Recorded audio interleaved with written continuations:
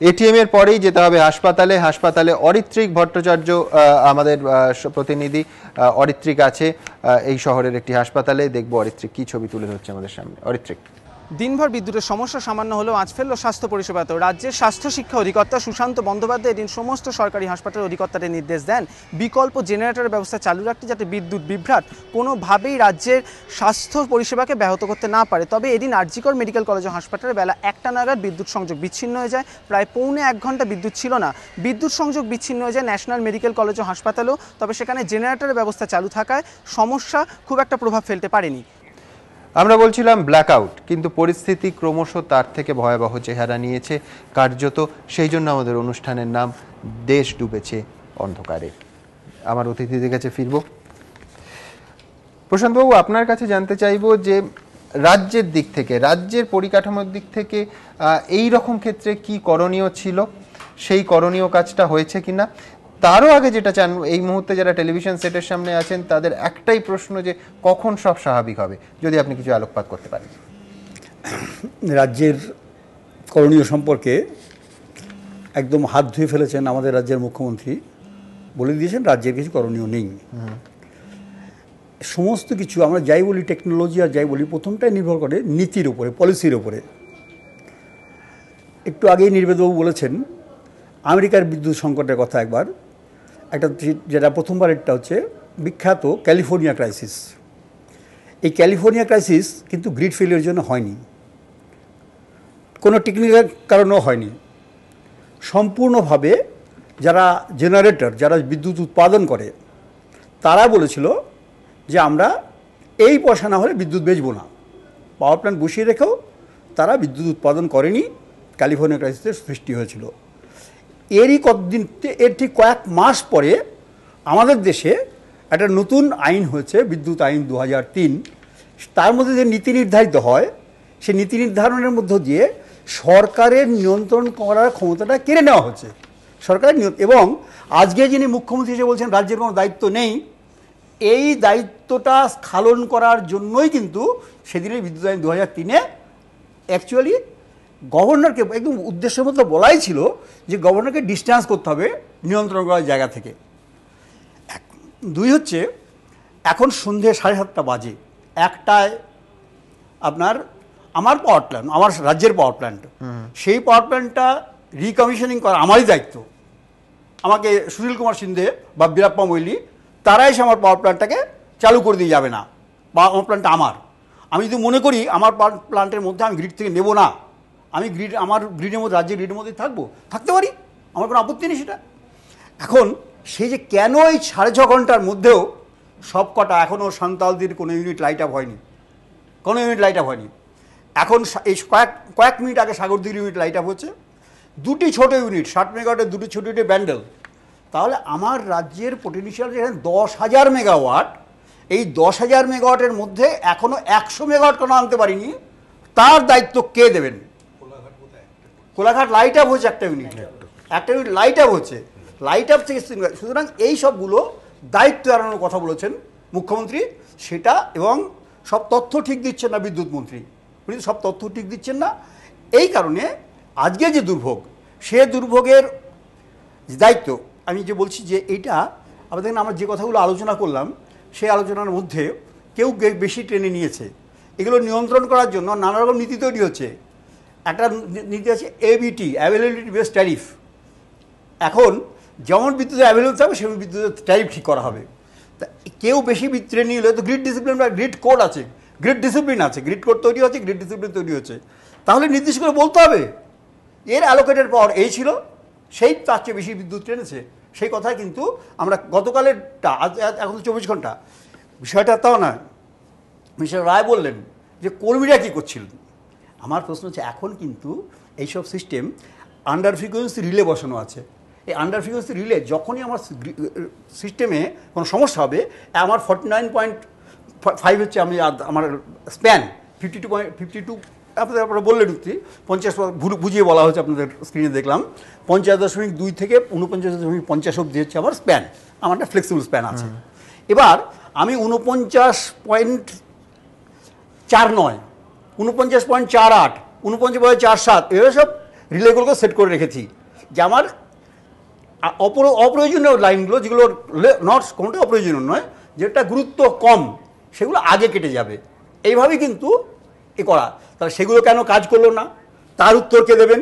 রাজ্যের দায়িত্ব নেই? আমাদের সমস্ত গ্রিডে, সমস্ত সাবস্টেশনের অরিজিনেটিং পয়েন্টে এই আন্ডার ফ্রিকোয়েন্সি রিলেগুলো বসানো আছে। তাহলে এগুলো ঠিক কাজ করছিল না, দেখার কেউ নেই রাজ্যে? এই সব কথাগুলো উত্তর আমাদের পেতে হবে, উত্তর আমাদের জানতে হবে। আমরা আশা করি এই কথা আপনি উত্থাপন করবেন। আমরা আবার চলে যাব আমাদের প্রতিনিধিদের কাছে। আপনাদের আগেই বলেছিলাম এই রাজ্যের নানা অংশে তাদের আমরা ছড়িয়ে রেখেছি। আমরা চলে যাব কলকাতার শহরতলি, কলকাতার মধ্যেই ধরতে পারেন সল্টলেক সিটিতে। সল্টলেক নিকটবর্তী সেক্টর 5 রাজ্যের শিল্পায়নের ক্ষেত্রে নিঃসন্দেহে একটা বড় মাইলস্টোন। সেই সেক্টর 5-এ বিদ্যুৎ পরিস্থিতি কতটা ধাক্কা দিল কর্মতৎপরতাকে, কর্মসংস্কৃতিকে, জেনে নেব অর্ণব মুখোপাধ্যায়ের কাছ থেকে। অর্ণব, তোমার কাছে শুরুতেই যেটা জানতে চাইবো সেটা হচ্ছে সেক্টর 5 আইটি সেক্টর নিয়ে এ রাজ্যের শিল্পায়নের কথা যারা বলেন তাদের গর্বের শেষ নেই, কথায় কথায় উদাহরণ টানা হয়। সেক্টর 5-এর ছবিটা ঠিক কীরকম? এই যে দেশব্যাপী বিদ্যুৎ সংকট, তার কোনো ধাক্কা, কোনো ছাপ কি সেক্টর 5-এ পড়েছে? অবশ্যই সুমন, এখানে পড়েছে। আমরা এই মুহূর্তে রয়েছি বেঙ্গল ইন্টেলিজেন্স পার্ক, সেখানে একটি সফটওয়্যার কোম্পানিতে রয়েছি। এর পাশে ইনফোসিস, কগনিজেন্ট, ওয়েবেল পাশাপাশি রয়েছে। তো এখানে যেটা দেখা যাচ্ছে যে এটা একটা ইউএসএ বেসড কোম্পানি। এখানে আমরা রয়েছি, ওপরে সিটিএস, টিসিএস এইরকম কোম্পানি রয়েছে। এখানে অ্যাটলাস সফটওয়্যারে আমরা রয়েছি। এখানে দেখো এখনো কাজ করছেন, এখানে যারা লোকজন রয়েছেন, যারা কর্মীরা রয়েছেন তারা কাজ করছেন। আইটি ইন্ডাস্ট্রি এখনো কাজ করছে। তার কারণ হচ্ছে এদের একটা ব্যাকআপ থাকে, সেই ব্যাকআপের কারণে এরা কাজ করতে পারেন। এই মুহূর্তে এখানকার যিনি ভিপি রয়েছেন সুজয় মুখোপাধ্যায় আমাদের সঙ্গে রয়েছেন। সুজয় বাবু, এই যে লোডশেডিং এর যে ধাক্কা, সেটা আপনাদের এই ইন্ডাস্ট্রিকে কতটা প্রভাবিত করছে? বিশেষ করে আইটি সেক্টর আমরা জানি যেটা খুব জরুরি, সেটা আপনাদের কতটা প্রভাবিত করছে? দেখুন, আমরা যেহেতু হাউসড ইন আ ইন্টেলিজেন্ট বিল্ডিং, মানে যেটা আইটিএস সার্ভিসেসের জন্য তৈরি, আমাদের বেসিক এসেনশিয়াল সার্ভিসেসের সব ডিজি ব্যাকআপ থাকে। কিন্তু যেটা প্রবলেম এখন আপনি নিজে এখানে দাঁড়িয়ে বুঝতে পারছেন, সেটা হচ্ছে এয়ার কন্ডিশনার চললে না বা চলছে না। আর 7-8 ঘন্টা হয়ে গেলে এগুলো আপনি দেখছেন সিল্ড ইউনিট, জানলাও খোলা যায় না, ন্যাচারাল ভেন্টিলেশন নেই। সো ওটা একটা প্রবলেম। আর সেকেন্ড হচ্ছে সার্ভার আর ডেটা ব্যাংক যেটা থাকে, সেই সার্ভার আর ডেটা ব্যাংকে তো এক্সট্রা চিলিং দরকার হয়। এটা যদি আরো অনেক বেশিক্ষণ কন্টিনিউ করে, আমাদের কয়েকটা সার্ভার আর কিছু ডেটা ব্যাংকের ইউনিট বন্ধ করে দিতে হতে পারে। দেখুন, আপনাদের এই যারা কর্মীরা রয়েছেন তারা একটা মোটিভেশন নিয়ে তারা কাজ করে। আপনাদের ইউএসএ বেসড একটা কোম্পানি, আপনারা কর্মীরা আমরা দেখতেও পাচ্ছি কাজ করছেন। হঠাৎ করে লোডশেডিং হয়ে যাওয়া এবং কখন আসবে সেটা না জানা, সেটা কি কর্মীদের কর্মতৎপরতায় কোনো প্রভাব ফেলে? সেরকম ভাবে ওই যে বললাম, এখানে ওয়ার্ক অ্যাম্বিয়েন্সটা যদি ইনটলারেবল হয়ে যায়, ভীষণ গরম হয়ে যায়, তখন অন্য কথা। না হলে সেটা সেরকম কোনো অসুবিধে হওয়ার কথা নয়। আমার তো মনে হয় যে ইভেন যদি কাল সকাল থেকেও জিনিসটা নর্মাল হয়ে যায়, it is no cause for concern. যদি কালকে সকালেও জিনিসটা নর্মাল না হয়, তাহলে আমাদের we might start getting worried. কিন্তু এই যেরকম একটা ফল্ট হলো, সেটা মানে কি অভিপ্রেত আপনাদের মনে হয় যে এইরকম একটা আপনাদের আইটি ইন্ডাস্ট্রি সেক্টর 5 আশপাশে প্রচুর কোম্পানি যারা বাইরে কাজ করে? দেখুন, সেটা মানে অবভিয়াসলি এই জিনিসটা তো আমরা অ্যাজ এন্টারপ্রেনিউর বা অ্যাজ আ কোম্পানি সেরকম ভাবে চাইবো না। কিন্তু এটা ব্যাপার হচ্ছে, আমার তো মনে হয় সারা ইন্ডিয়ার অর্ধেক চলে গেছে, মানে it is not a natural normal মানে ফল্ট, এটা সামথিং ইররেগুলার, মানে অফবিট। তো তাতে এইরকম মানে সেই আসলে আমাদের প্ল্যানিং এ কিছু এক্সিজেন্সি, কিছু টলারেন্স তো এন্টেল করা থাকে। এইরা মাঝে মাঝে 5-6 ঘন্টা যদি কিছু মানে ব্রেক বা অসুবিধা হয় কাজের, আমার মনে হয় আমাদের টোটাল ডেলিভারি শিডিউলে সেরকম খুব একটা ইম্প্যাক্ট করবে না, কিন্তু কন্টিনিউ করলে প্রবলেম। দেখো, যেটা বলছেন এনারা সেটা হচ্ছে কন্টিনিউ করলে কিন্তু প্রবলেম রয়েছে। এখানে যেরকম কিছু কর্মীকে বলা হয়েছে যে সমস্ত মেশিন রয়েছে, কিছু কর্মীকে ছুটিতে বলা হয়েছে, এবং যেটা বলা হচ্ছে যে এসিটা কাজ করছে না, এবং বেশিক্ষণ এই পরিস্থিতি থাকলে কিন্তু একটা সমস্যা আছে। বেশিক্ষণ এই পরিস্থিতি থাকলে কিন্তু চালানোটা খুব দুষ্কর হয়ে পড়বে। এদের ব্যাকআপ দিয়ে আপাতত চলছে, কিন্তু যে এটা যদি বেশিক্ষণ কন্টিনিউ করে সেক্ষেত্রে সমস্যা বাড়বে। সুমন। একবারই ধন্যবাদ অর্ণব। অর্ণব, যেরকম দেখাচ্ছিল যে বহু অফিসেই ব্যাকআপের ব্যবস্থা আছে, যেরকম এই মুহূর্তে যেখান থেকে কথা বলছি এই এবিপি আনন্দের স্টুডিওতেও ব্যাকআপ রয়েছে, কিন্তু খুব স্বাভাবিকভাবেই সেন্ট্রালি এয়ার কন্ডিশনিং ব্যবস্থা যেখানে আছে, সেখানে দীর্ঘক্ষণ এই পরিস্থিতিতে সমস্ত মেশিন চালিয়ে কাজ ব্যাকআপের মাধ্যমে, জেনারেটরের মাধ্যমে কাজকর্ম স্বাভাবিক রাখার চেষ্টা, তারও একটা সীমাবদ্ধ সময়সীমা আছে। সেই সময়সীমা অতিক্রম করলে পরিস্থিতি খারাপতর হতে বাধ্য।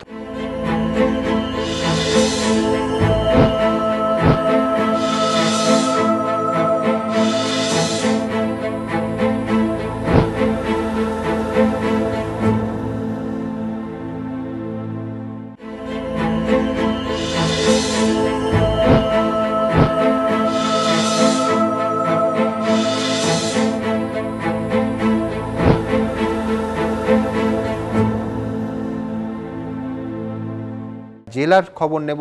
প্রথমেই চলে যাব দুর্গাপুরে। মনোজ বন্দ্যোপাধ্যায় আমাদের প্রতিনিধি সেখানে আছে। মনোজ, দুর্গাপুরের পরিস্থিতিটা আমাদের সংক্ষেপে বলো, ঠিক কি ছবি দেখছো তোমার চারপাশে?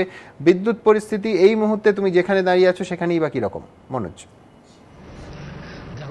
সুমন, সারা রাজ্যের সাথে যখন আমাদের এই রাজ্য অন্যান্য রাজ্যগুলির সাথে এই রাজ্য যখন এই গ্রিডে পাওয়ার ফেলিওরের ঘটনাটা ঘটে, ঠিক একটা নাগাদ যখন আমরা খবর পেয়ে যখন তারপরে যাই, তখন আমাদের সামনে যে চিত্রটা দেখি আমরা, সেটা খুব ভয়ানক একটা চিত্র। কারণ অধিকাংশ ট্রেন যেগুলো যেখানে যেখানে দাঁড়িয়ে যায়, সেটা হচ্ছে যে দুটো স্টেশনের মাঝে কোনো অংশে, যেখানে কিন্তু কোনো প্ল্যাটফর্ম নেই এরকম জায়গাতে।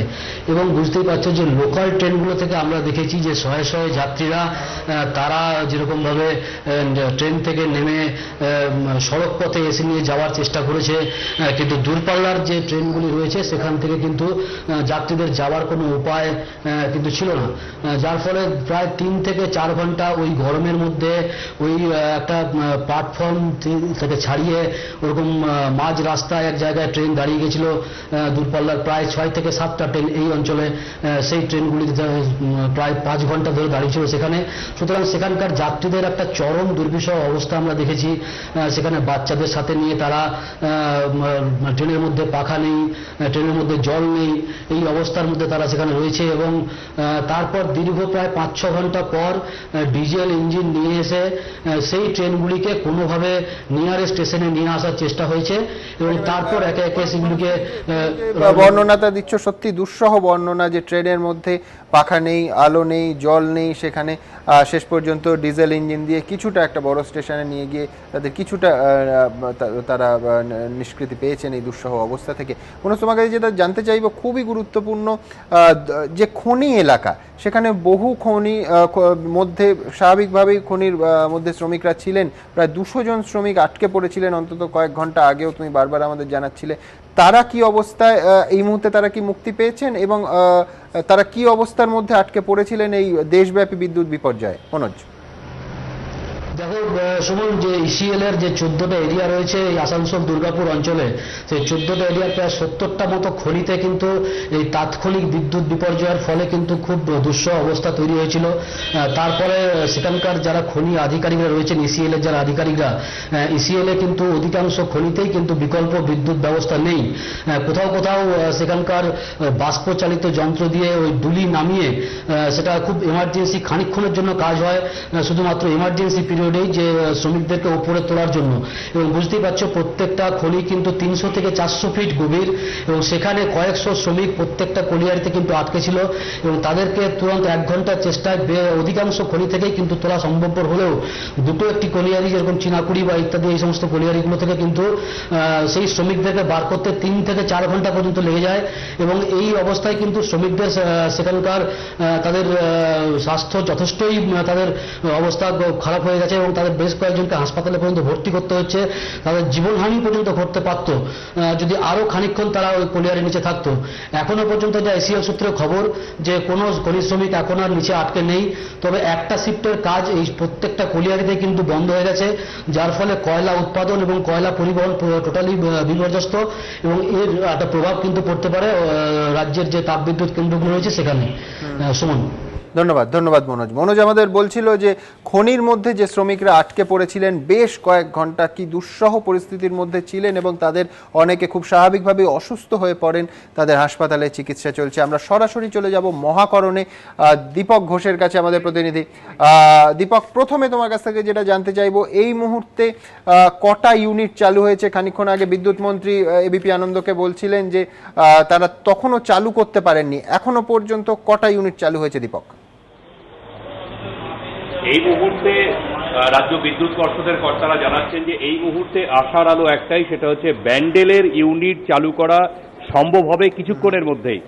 অর্থাৎ গোটা রাজ্যে যে 5টি উৎপাদন কেন্দ্র রয়েছে বিদ্যুৎ পর্ষদের হাতে, সেই 5টি উৎপাদন কেন্দ্রের একটিও ইউনিট কিন্তু চলছিল না, সমস্ত ইউনিট বসে গিয়েছিল। অর্থাৎ দীপক, তুমি বলছো যে পিডিসিএল এর হাতে যে 5টি উৎপাদন কেন্দ্র আছে, কোলাঘাট, ব্যান্ডেল, সাঁওতাল দিঘি, সাগরদিঘি, বক্রেশ্বর, তার মধ্যে এই মুহূর্তে ব্যান্ডেলই শুধু চালু হয়েছে, আর 4টা এখনো চালু করা যায়নি।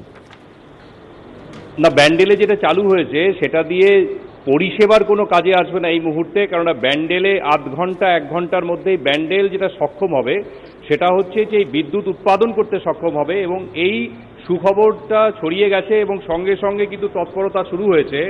অন্যান্য যে উৎপাদন কেন্দ্রগুলো রয়েছে পিডিসিএল এর হাতে, তার মধ্যে 3টে কেন্দ্র বক্রেশ্বর, কোলাঘাট এবং সাগরদিঘি, এই 3টে কেন্দ্রে 3টে ইউনিটকে যাতে চালু করা যায় এই মুহূর্তে জোর তৎপরতা চলছে, যাতে ব্যান্ডেল নিয়ে বিদ্যুৎ, ব্যান্ডেল থেকে বিদ্যুৎ নিয়ে এই 3টে ইউনিট, এই 3টে উৎপাদন কেন্দ্রের 3টে ইউনিটকে চালু করা যায়। এবং যেটা জানতে পেরেছি আমরা সেটা হচ্ছে সিএসসির কাছ থেকে 150 মেগাওয়াট বিদ্যুৎ নিয়ে ব্যান্ডেলে কিন্তু এই প্রক্রিয়াটা শুরু হয়েছিল। অর্থাৎ ব্যান্ডেল যখন বিদ্যুৎ দিতে সক্ষম হবে তখন বাকি ওই যে 3টে বিদ্যুৎ উৎপাদন কেন্দ্র, সেই 3টে বিদ্যুৎ উৎপাদন কেন্দ্রের প্রতিটি কেন্দ্রের 1টি করে ইউনিটকে চালু করার চেষ্টা করা হবে। অর্থাৎ যদি সব কিছু ঠিকঠাক চলে তাহলে হয়তো আরও 6 ঘন্টা পরে এই 3টে ইউনিট বিদ্যুৎ দিতে সক্ষম হবে। তখন বিশেষজ্ঞরা যেটা বলছেন, তখন তাদের কাজ হবে সেই যে বিদ্যুৎ উৎপাদন কেন্দ্রের আরও 5টি, কোথাও আরও 4টি যে ইউনিট রয়েছে সেগুলোর মধ্যে যত বেশি সম্ভব ইউনিটকে চালু করা এবং পাশাপাশি কিছুটা বিদ্যুৎ জনসরবরাহের কাজে লাগানো। এবং তারা বলছেন যে প্রথম ফোকাসটা হচ্ছে এটাই যে বিভিন্ন জায়গায় ট্রেনগুলো দাঁড়িয়ে রয়েছে, কিছু দূরপাল্লার ট্রেন দাঁড়িয়ে রয়েছে, কিছু লোকাল ট্রেনও কিছু কিছু জায়গায় আটকে রয়েছে, সেই ট্রেনগুলোকে যাতে গন্তব্যে পৌঁছে দেওয়া যায় বা ট্রেনগুলোকে যাতে থ্রু করে দেওয়া যায় সেই চেষ্টা তারা করবেন। অর্থাৎ এখন যদি সময় ধরা হয় রাত্রি 2টোর সময় হয়তো 3টে ইউনিট চালু করে বাকি অন্যান্য ইউনিটগুলোকে চালু করার প্রক্রিয়া এবং পাশাপাশি কিছুটা সরবরাহের কাজে লাগানো, যাতে প্রাথমিক ফোকাসটা হচ্ছে ট্রেনগুলোর ওপরে, সেই ট্রেনগুলো বিভিন্ন জায়গায় আটকে রয়েছে। ফলে এই মুহূর্তে যেটা খবর পাওয়া যাচ্ছে পাশাপাশি সেটা হচ্ছে যে একটি ইউনিট বসে গেলে, বিশেষজ্ঞরা বলছেন যে একটি ইউনিট বসে গেলে একটা সময় ধরা হয় যে 6 ঘন্টা লাগে ইউনিটটাকে চালু করতে। কিন্তু এটাও তারা বলছেন ইউনিটগুলো যত বেশি সময় ধরে বসে থাকবে তত বেশি সময় লাগবে সেগুলোকে চালু করতে। এ কারণেই তারা বলছেন যে 3টে ইউনিট যদি রাত্রি 2টোর সময় চালু করা যায় তার মানে এই নয় যে বাকি আরেকটি ইউনিটকে যখন নাকি উৎপাদনের জন্য প্রস্তুত করা হবে তখন সে 6 ঘন্টা সময় লাগবে তাকে কর্মক্ষম করে তুলতে, তা নয়। 8 ঘন্টা, 10 ঘন্টা, 11 ঘন্টাও লেগে যেতে পারে। ফলে যত বেশি সময় ধরে দীপক, এইখানে তোমার কাছে আমার শেষ প্রশ্ন থাকবে যে আমরা সময়ের হিসেব করে মনীশ গুপ্তর সঙ্গে কথা বলে একটা হিসেব করছিলাম যে 12টা থেকে 1টা বা মুখ্যমন্ত্রী যেমন বলেছিলেন 12টা থেকে 1টার মধ্যে পরিস্থিতি স্বাভাবিক হতে পারে, কিন্তু এখন তোমার কথা আরো আশঙ্কা যে 1টা নয় 1:45 এখন থেকে যদি আমি ঘড়ির কাঁটা হিসেব করি বা 2টো, তখন পরিস্থিতি কিছুটা স্বাভাবিক হলেও হতে পারে। এই নিয়ে বিদ্যুৎ মন্ত্রী বা মুখ্যমন্ত্রী ঠিক কি বলছেন একটু যদি আমাদের জানাও। মুখ্যমন্ত্রী যেটা বলেছেন সেটা হচ্ছে রাত্রি 1টা নাগাদ পরিস্থিতি কিছুটা স্বাভাবিক হতে পারে, এবং যেটা বিদ্যুৎ বিশেষজ্ঞদের কথার সঙ্গে এই প্রসঙ্গে যেটা মিল রয়েছে একটা, তারা বলছেন হ্যাঁ রাত্রি 1টা থেকে 2টোর মধ্যে ওই সময়টার মধ্যে একটা সরবরাহের কাজে এই বিদ্যুৎটাকে ব্যবহার করা যাবে, জনসরবরাহের কাজে। তো সুতরাং সেই সময় তাদের ফোকাসটা থাকবে এটাই যে দূরপাল্লায় যে ট্রেনগুলো আটকে রয়েছে বা বৈদ্যুতিক ট্রেন যেগুলো লোকাল ট্রেন আটকে রয়েছে বিভিন্ন জায়গায় সেগুলোকে গন্তব্যে পৌঁছানো এবং থ্রু করে দেওয়া। এবং তারা বলছেন, বিদ্যুৎ মন্ত্রী যেটা বলছেন সেটা হচ্ছে যে সমস্ত ইউনিট যেহেতু বসে গেছে সেহেতু সেগুলোকে কর্মক্ষম আবার একবার এখানেই আমি আটকাবো, সেটা হচ্ছে তুমি বলছো যে খুব স্বাভাবিকভাবেই প্রায়োরিটিজ হচ্ছে যে ট্রেনগুলো শয়ে শয়ে মানুষকে নিয়ে আটকে আছে বিভিন্ন স্টেশনে সেটাই পরিষেবা দেয়া। বিদ্যুৎ পরিষেবা যেটা ডোমেস্টিক জায়গার জন্য, যেটা আমাদের বাড়িতে বিদ্যুৎ আনার ব্যাপারটা মানুষ খুব স্বাভাবিকভাবেই জানতে চাইছেন, সেইটা তাহলে কবে? সেটা যদি রাত 2টোয় না হয় তাহলে কি আমরা এরম ধরতে পারি যে আগামীকাল সকালের মধ্যে স্বাভাবিক হবে বা এই ধরনের? মানে ফার্স্ট প্রায়োরিটি নিঃসন্দেহে ট্রেন, কোনো সন্দেহ নেই, কিন্তু ডোমেস্টিক ইউসেজের ক্ষেত্রে প্রায়োরিটিটা কোথায় এবং তার কোনো সময়সীমা কি দিচ্ছেন বিশেষজ্ঞ বিদ্যুৎ মন্ত্রী বা মুখ্যমন্ত্রী? বিদ্যুৎ বিশেষজ্ঞরা যেটা বলছেন সেটা হচ্ছে আজকে দুপুর 1টার সময় সমস্ত ইউনিট বসে যাওয়ার ফলে তারা যে হিসেবটা করছেন, অর্থাৎ একটা সবকিছু ঠিকঠাক চললে প্রথম ইউনিটটাকে 6 ঘন্টায় চালানো যাবে, পরের ইউনিটগুলো 8 ঘন্টা, কোনোটা 10 ঘন্টা, এইরকম একটা হিসেব করে তারা বলছেন যে পরিস্থিতি কিছুটা স্বাভাবিক করতে সব মিলিয়ে কিন্তু 20 ঘন্টার কম সময় লাগার কথা নয়। অর্থাৎ যদি ধরা হয় যে দুপুর 1টার সময় আজকে বসে গেছে তাহলে আগামী কাল 10টা 11টার থেকে পরিস্থিতি স্বাভাবিক হওয়া শুরু হবে এবং বিভিন্ন জায়গায় বিদ্যুৎ রেস্টোর হবে। তারা বলছেন যে কিছুটা মরিয়া হয়ে তারা চেষ্টা করছেন চুখা থেকে বিদ্যুৎ নিয়ে এসছেন ভুটানের, সেখান থেকে নিয়ে এসে উত্তরবঙ্গের কিছু এলাকাকে স্বাভাবিক করার চেষ্টা চলছে, কিছু এলাকায় বিদ্যুৎ এসেছে এবং জলঢাকা বিদ্যুৎ প্রকল্পের একটি ইউনিট চালু করে দেওয়া সম্ভব হয়েছে এবং সেখান থেকে কিছুটা বিদ্যুৎ পাওয়া যাচ্ছে, সেটা দিয়ে কিছু এলাকায় বিদ্যুৎ আনা সম্ভব হয়েছে। কিন্তু সবচেয়ে বেশি মাথা ব্যথার কারণ হয়ে উঠেছে দক্ষিণবঙ্গ। এই দক্ষিণবঙ্গের সমস্ত ইউনিট বসে রয়েছে। এই মুহূর্তে যেটা বললাম যে ব্যান্ডেলের ইউনিট একটা ইউনিট চালু করা সম্ভব হয়েছে, সেই ইউনিট থেকে চেষ্টা হচ্ছে অন্যান্য ইউনিটগুলোকে চালু করার, অর্থাৎ এই ব্যান্ডেলের বিদ্যুৎ থেকে 3টে বিদ্যুৎ উৎপাদন কেন্দ্রের 3টে ইউনিটকে চালু করার চেষ্টা হচ্ছে, যাতে করে সেই 3টে বিদ্যুৎ উৎপাদন ইউনিট কর্মক্ষম হলে পরে কিছুটা সরবরাহ করা যায়, কিছুটা নতুন ইউনিটকে চালু করার কাজে ব্যবহার করা যায়। সুতরাং যদি ধরেই নিই রাত্রি 1টা থেকে 2টোর মধ্যে ওই 3টে উৎপাদন কেন্দ্রের 3টে ইউনিট চালু হবে, তাহলে তার সঙ্গে আরও যদি 8 ঘন্টা যোগ করা যায়, তাহলে সকাল 10টা কিংবা সকাল 9টা এই সময়টায় হয়তো কিছুটা পরিস্থিতি স্বাভাবিকের দিকে মোড় নিতে পারে। কিন্তু তারা বলছেন বারবার করে সম্পূর্ণ পরিস্থিতি স্বাভাবিক হতে 20 ঘন্টা সময় লেগে যেতে পারে। সুমন, ধন্যবাদ দীপক।